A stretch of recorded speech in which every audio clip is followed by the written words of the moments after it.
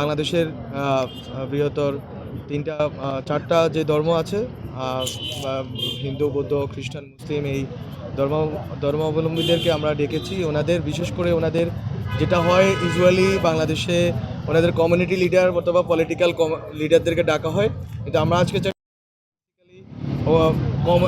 ধর্মীয় নেতৃত্বকে ডাকার জন্য যাদের তাদের সম্প্রদায়ে তাদের ন্যারেটিভ নির্মাণের বা তাদের বক্তব্য পৌঁছানোর যথাযথ উপায় আছে, যথাযথ ব্যবস্থা আছে।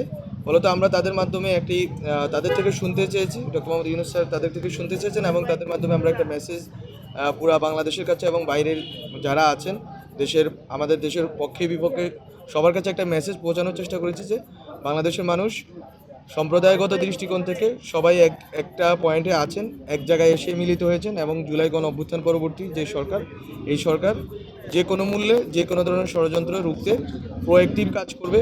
কোনো ধরনের রিয়াকশনারি কাজ এই সরকার করবে না, কোনো ধরনের হঠকারিতে এই সরকার আশ্রয় দেবে না, প্রশ্রয় দেবে না। বরং আমরা যত বেশি ন্যাশনাল কনসেনসাস ক্রিয়েট করা যায় সেই দিকে আমরা এগোবো এবং আমরা আমাদের অন্তর্গত শক্তি, আমাদের দেশের ভেতরকার শক্তি, ভেতরকার সংহতি শক্তি বৃদ্ধি করব।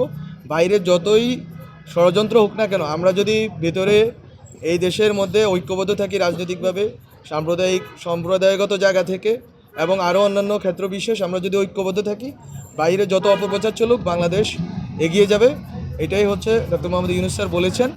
এবং এখানে যেই ধরনের যদি কোথাও কোনো নিপীড়ন হয়ে থাকে হিন্দু অথবা অন্য কোনো জনগোষ্ঠীর বিরুদ্ধে, আমরা বলি না যে নিপীড়ন হয় না, এটা অল আউট বলাটা এটা অসত্য। কিন্তু যদি হয়ে থাকে সেটার বিপরীতে সরকারের ব্যবস্থাকেও আপনারা প্রচার করবেন, বিশেষ করে সুনামগঞ্জে হওয়ার পরে ওই ব্যবস্থাটা পত্রিকাতে আপনারা মিডিয়াতে বলবেন, যাতে আমাদের যারা সংখ্যালঘু ভাই বোন আছে তারা যেন ট্রাস্ট পান। এই দেশটা সকল নাগরিকের। এবং স্যার শেষমেশ একটা কথা বলেছেন, এই কথা বলে শেষ করি। স্যার বলেছেন সম্প্রীতির তা তো দরকার, কিন্তু সম্প্রীতির সাথে ভয় যাতে জড়িয়ে না যায়, বরং নির্ভয় নাগরিকেরা নির্ভয়ে চলাফেরা করতে পারে, সবার মধ্যে মেলবন্ধন খুবই স্বাভাবিক গতিতে হয়। আমরা এখন ঠেকায় পড়ছি, এই জন্য হিন্দুদেরকে ডাকতেছি, বৌদ্ধদের ডাকতেছি, এইটা যেন না হয়। এটা হচ্ছে স্যারের দৃষ্টিভঙ্গি, এই সরকারের দৃষ্টিভঙ্গি।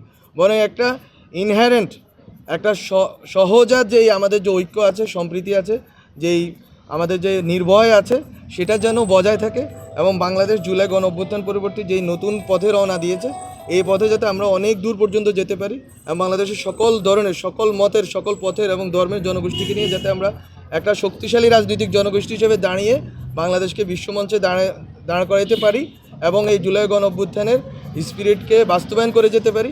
এই জন্য আমরা ওনাদের সমর্থন চেয়েছি, ওনারা অকুণ্ঠ চিত্তে আমাদেরকে সমর্থন দিয়েছেন।